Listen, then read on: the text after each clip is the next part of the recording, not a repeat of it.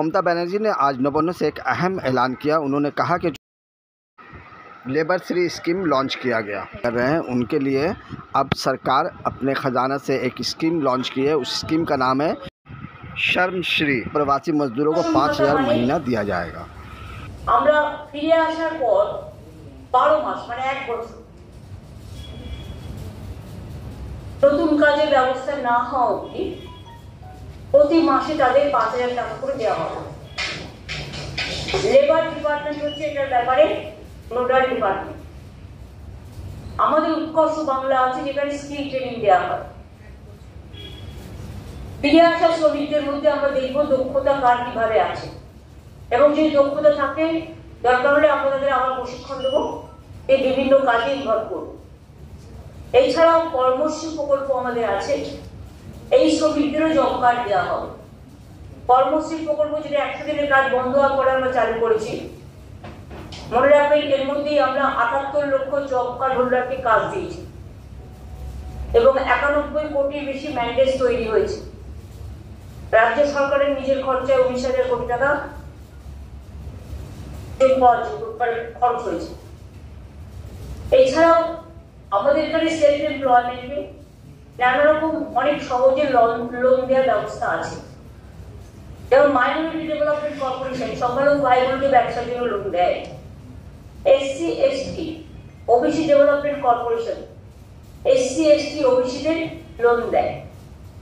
উদীয়মান স্বনির্ভর কর্মসংস্থান প্রকল্প লোন পাওয়া যায়। এই যোগগুলো তারা নিতে পারে। কেউ পরিযায়ী শ্রমিক আসলে প্রথমে যে কাজটা আমরা করবো তারাতে 5,000 টাকা দেবো, তাকে খাদ্যসাথী কার্ড বানিয়ে দেবো। এটা ডিএমদের বলা হয়েছে, বিডিওদের সমস্ত সিএস নিজে দায়িত্ব নিয়ে মনিটরিং করবে। এটা হাতে সঙ্গে সঙ্গে খাদ্যসাথী কার্ড, স্বাস্থ্যসাথী তার পরিবারের জন্য কার্ড। তাদের যদি নিজেদের বাড়ি থেকে ঠিক আছে, বাড়ি না থাকলে কমিউনিটি কিচেন সেন্টার এবং তাদের ছেলে মেয়েরা অর্ধেক পড়াশোনা অবস্থায় বছরে ফিরে আসছে, সুতরাং তাদের স্থানীয় যে সমস্ত স্কুলগুলো আছে গভর্নমেন্টের সেইসব স্কুলগুলোতে ভর্তির ব্যবস্থা করে দেওয়া, যাতে বাচ্চাদের শিক্ষার কোনো প্রবলেম না হয়, ছেলে মেয়েদের পড়াশোনার সুবিধা এবং শিক্ষার ধারাবাহিকতা বজায় রাখার জন্য। এছাড়াও তারা অন্যান্য সরকারি প্রকল্প যেমন কন্যাশ্রী আছে, শিক্ষাশ্রী আছে, ঐক্যশ্রী আছে, মেধাশ্রীর মতো নানান স্কলারশিপের সুযোগ সুবিধাও পাবে। এই প্রকল্পের সুবিধা কারা পাবেন? বাংলায় যে 22,40,000 পরিযায়ী শ্রমিক ভারতবর্ষের অন্যান্য রাজ্য এবং বিদেশে কাজ করছে এবং যারা আমাদের পরিযায়ী শ্রমিক সংক্রান্ত যে পোর্টালে নাম নথিভুক্ত করেছে তারা এই সমস্ত সুবিধা পাবেন। কিন্তু অনেকে আছে যারা হয়তো নাম নথিভুক্ত করেনি, তারা নথিভুক্ত করতে পারে।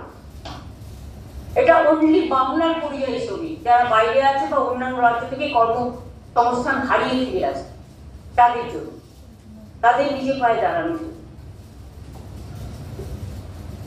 এটা অন্যান্যরা যারা আছে তারা কিন্তু নয়, কারণ তারা তো কাজ করছে অলরেডি। এবং লেবার ডিপার্টমেন্ট টোটাল ডিপার্টমেন্ট হিসেবে কাজ করবে এবং সর্বোপরি এটা CSC কে মনিটরিং করবে। কিছুদিনের মধ্যেই যারা ফিরে এসছে, যাদের আমরা যোগাযোগ করে পরে বাংলাদেশে নিয়ে চলে গেছে, সেখান থেকে কোর্টে কেস করে বা অন্ধ্রপ্রদেশে বা ছত্তিশগড়ে বা হরিয়ানাতে বা দিল্লিতে বা রাজস্থানে বিভিন্ন জায়গায় অত্যাচারিত হয়েছে, তাদের কোর্টে কেস করে অনেকটা আমরা ছাড়িয়ে দিচ্ছি। এর মধ্যে আমাদের প্রায় 2,730টা পরিবার আছে। এটাকে যদি আপনি 4-5 জন করেও একটা পরিবারের সংখ্যা অনুযায়ী যোগ করেন, তাহলে মোট 10,000-এর বেশি লোক কিন্তু আমরা নিয়ে এসেছি অলরেডি। বাকি তো অনেকে নিতে আসছে, নিজেরাও এই পোর্টালে অ্যাপ্লাই করতে পারেন। এই পোর্টাল অনুযায়ী তারা প্রথমে এসে নথিভুক্ত করবে। তাহলে ধরুন সমষ্টির নামে একটা পোর্টাল করে দেবে, হ্যাঁ সমষ্টির নামে একটা পোর্টাল করে তাহলে একটা আই কার্ডও দিয়ে দেবে। আই কার্ডের মেম্বার হিসেবে সে এই সুযোগ সুবিধাগুলো পাবে। আর যতক্ষণ পর্যন্ত এই কাজ সম্পূর্ণ না হচ্ছে ততক্ষণ যারা ফিরে এসছে তাদের 5,000 টাকা করে দেওয়া হবে, খাদ্যসাথী, স্বাস্থ্যসাথী এবং ছেলে মেয়েদের পড়াশোনার জন্য ভর্তি করার ব্যবস্থা। তারা যেন ইমিডিয়েট যোগাযোগ করে। আমাদের পরিযায়ী শ্রমিক ওয়েলফেয়ার বোর্ডও আছে, এখানেও অ্যাপ্লাই করতে পারে। তারা আমাদের যে পোর্টাল আছে পরিযায়ী শ্রমিক সেখানেও অ্যাপ্লাই করতে পারে। এছাড়াও শ্রমশ্রী আমরা একটা আলাদা পোর্টাল করব যাতে তারা শ্রমশ্রীতে এবং আমি ডিএম ভিডিওদেরও বলবো আইসিদেরও এ ধরনের যারা এসছে তাদের খবর রেখে খবর নিয়ে তাদের আইডেন্টিফাই করে তাদের এখন তো আমাদের পাড়া আমাদের সমাধান হচ্ছে সুতরাং ওখানেও তারা নাম লেখাতে পারে, সেই নামগুলো সরাসরি আমাদের কাছে চলে আসে। আর যেখানে অলরেডি হয়ে গেছে তারা ভিডিও বানিয়ে দিতে পারে, আমরা নিয়ে নেবো যেসব জায়গায় হয়ে গেছে সেখান থেকে আমরা পাবলিশ করছি কিনা। এইটা বলার জন্য আজকে মেনলি আজকে ক্যাবিনেটে এটা পাস হয়েছে। এই স্কিমটা এসে new scheme time to time মানুষকে সহযোগিতা করার জন্য, বিশেষ করে অসহায় মানুষ, অবহেলিত মানুষ, অত্যাচারিত মানুষ, যারা দুর্যোগের শিকার হন, দুর্ভোগের শিকার হন, তাদের এই সাহায্যগুলো করা হয়। কাজে এই স্কিমটা নেওয়া হয়েছে। আমি খুশি হব যদি আপনাদের মাধ্যমে এটা যদি সবাইকে একটু জানিয়ে দেন, তাহলে অন্তত তারা মানসিকভাবে একটু শান্তি পাবে এবং তারা একটু আশ্বস্ত হবে যে অন্তত আমরা মানবিকতার খাতির এবং তাদের জীবন জীবিকার খাতির তাদেরকে নিয়ে চিন্তা ভাবনা করছি এবং আমরা দেখি এগুলোই আজকে মেনলি ছিল করে হয়েছে। ওটাও ক্যাবিনেটে এসেছে।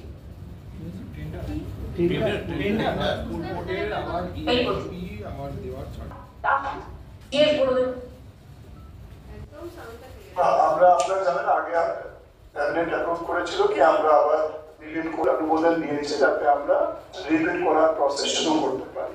এখন আমরা আজকে ক্যাবিনেট অ্যাপ্রুভাল হওয়ার পরে আমরা এখন বিড ফ্লোট করবো, আরএফপি ফ্লোট করবো, তারপরে যে প্রসেস থাকে সেই হিসাবে ওটাকে এগিয়ে নিয়ে যাওয়া। কিন্তু এটাতে কি নতুন কোনো কন্ডিশনস কিছু আসবে আগের বারের থেকে? প্লিজ এটা আপনার যারা তো এখতিয়ার নয়, is absolutely technical matter share করে দিয়েছেন।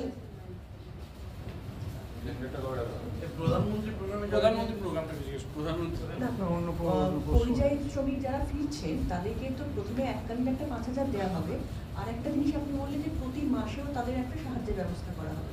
আর 12 মাসের জন্য 1 বছর তাদের আমি যতক্ষণ পর্যন্ত তারা যদি কেউ কাজ পেয়ে যায় সেটা চিন্তা ভাবনা করা হবে। এর মধ্যে যদি কেউ কাজ না পায় তাহলে সে মাসে 5,000 টাকা করে পাবে, প্লাস খাদ্য সাথী, স্বাস্থ্য সাথী, ছেলে মেয়েদের ভর্তি, এগুলো সব করে দেওয়াই হবে। এটা একটা ক্যাশ ফান্ড তাদের হাতে দেওয়া হচ্ছে যাতে মানে ব্যাংকে ছুটি পাবে, যেটা হচ্ছে তার ব্যাংকে কার্ডও হবে যাতে সে একটা নিজের পায়ে দাঁড়াতে পারে। আচ্ছা, আপনাদের আমি আর একটা কথা বলতে অনুরোধ করবো। আমার কাছে আজকে খবর এসেছে কল্যাণী সেন্ট্রাল গভর্নমেন্টের আন্ডারে তারা ভালো কাজ করুক, জায়গা জমি সব আমরা দিয়েছি, অনেক সাহায্য করেছি, কিন্তু যখন উদ্বোধন করে তখন কিন্তু আমাদের জানায় না, আমাদের প্রয়োজন নেই। কাজ করার মধ্যে কর্তব্য আমরা করে দিয়েছি, জমিটা আমরাই দিয়েছি, তাই তো? কিন্তু ওরা কি করছে, মেন্টাল হেলথের নাম করে পরোক্ষভাবে এনআরসির নামে একটা সার্ভে করছে।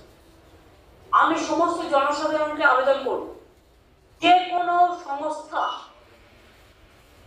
যদি আপনাদের কাছে কোনো বাড়িতে কোনো ব্যাপারে সার্ভে করতে যায় তাহলে আপনারা স্টেট গভর্নমেন্টের কাছে কোয়ারি করে জেনে নেবেন।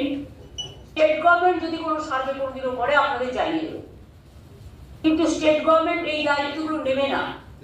মেন্টাল হেলথ কটা থাকে, মেন্টাল হেলথের নাম করে বাড়ি বাড়ি সার্ভে করে একটা পার্টি হয়ে কাজ করা, ডাইরেক্ট পার্টি হয়ে করুক না, লোক নেই বলে বিভিন্ন এজেন্সির মাধ্যমে। আর এমসিকে আমি বলবো আপনারা ভালো করে কাজ করুন, রোগীদের সুস্থ করুন। আমরা আপনাদের অনেক সাহায্য করেছি, আগামীতেও করব, কিন্তু দয়া করে এই খেলাটা খেলবেন না। স্টেট গভর্নমেন্টের নিজের মেন্টাল হেলথ ডিপার্টমেন্ট আছে, এটা স্টেট গভর্নমেন্ট করে, এটা আপনার কাজ নয়। কাজে এটা কিন্তু পরোক্ষে অনেক এজেন্সি, অনেক সংস্থার নাম করে দিয়ে বাড়ি বাড়ি সার্ভে করছে আপনার ভোটার লিস্ট থেকে নাম বাদ দেওয়ার জন্য। না, একমাত্র স্টেট গভর্নমেন্টের অফিসিয়াল লোক ছাড়া। दीदी क्योंकि पूरा देश में बंगाली जो माइग्रेंट लेबर है उनके ऊपर टॉर्चर्स हो रहा है, क्या इसी के प्रतिवाद में आप प्रधानमंत्री की जो प्रोग्राम है उसमें आप नहीं जा रहे, ऐसा सुनने में आ रहा है? मेट्रो का जो प्रोग्राम है is not related to your question.